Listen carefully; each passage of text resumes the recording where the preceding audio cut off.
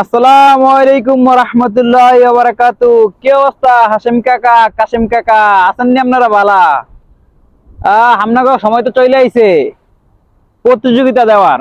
কোরবানি ঈদ আসলেই তো আপনাদের প্রতিযোগিতা দেওয়ার সময় চলে আসে। তো আপনারা আছেন নি বালা? কি খোঁজ খবর আপনাদের?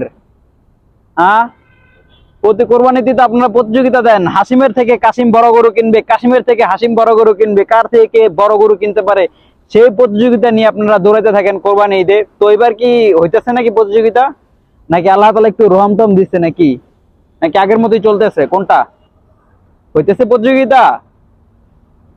কার থেকে বড় গরু কিনবে কোরবানিতে আসলে এই প্রতিযোগিতা আমাদের দেশে প্রচুর পরিমাণ এবং অহরহ। এটা কি আদৌ ঠিক? কোরবানি কার জন্য? কোরবানিটা মূলত আল্লাহ তাআলাকে সন্তুষ্ট করার জন্য, কিন্তু আমরা কোরবানি কাদেরকে সন্তুষ্ট করার জন্য করতেছি? নিজেদেরকে সন্তুষ্ট করার জন্য কোরবানি দিতেছি বর্তমানে। আমাদের কোরবানি কি আদৌ সঠিক হচ্ছে?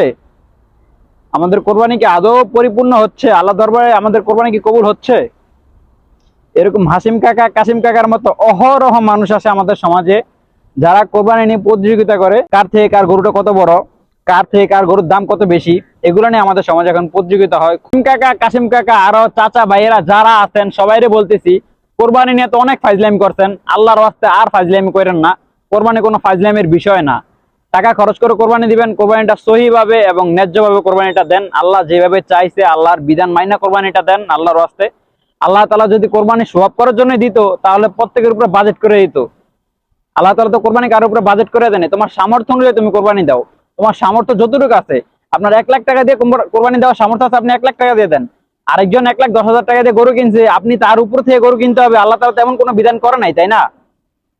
কাসিম কাকা 1,20,000 টাকা দিয়ে গরু কিনছে দেখে হাসিম কাকাও 1,30,000 টাকা দিয়ে গরু কিনবে। কাসিম কাকার টার্গেট হলে হাসিম কাকার উপরে থাকতে হবে। এরকম কি আদৌ কোরবানি হয়? কিন্তু আমাদের সমাজে এটাই চলতেছে।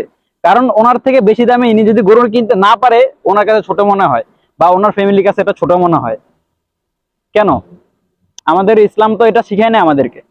কোরবানি তো যার যতটুকু সামর্থ্য আপনি দেন, আপনি যতটুকু পারেন, আপনি একটা না 5টা দেন। আল্লাহ তাআলা যদি আপনাদের সামর্থ্য দিয়ে থাকে, ওই পরিমাণ সামর্থ্য দিয়ে থাকে, আপনি একটা না 5টা দেন, তাতে তো কোনো বাধা নাই। কিন্তু আপনাকে তো অন্যজনের সাথে প্রতিযোগিতা করার কথা বলে নাই। প্রতিযোগিতা দিয়ে কোরবানি হয় না। তো আল্লাহর রাস্তায় প্রতিযোগিতা বাদ দেন, ন্যায্যভাবে কোরবানি দেন। আল্লাহ তাআলা আমাদের সকলকে সঠিক বুঝদান করুক এবং আমাদেরকে সঠিক বুঝদান করুক। আমাদের কোরবানি আল্লাহ তাআলা কবুল করুক। সবাই ভালো থাকবেন এবং সুস্থ থাকবেন। দেখা হবে আবার নতুন কোনো ভিডিওতে। আসসালামু আলাইকুম ওয়া রাহমাতুল্লাহি ওয়া বারাকাতুহু।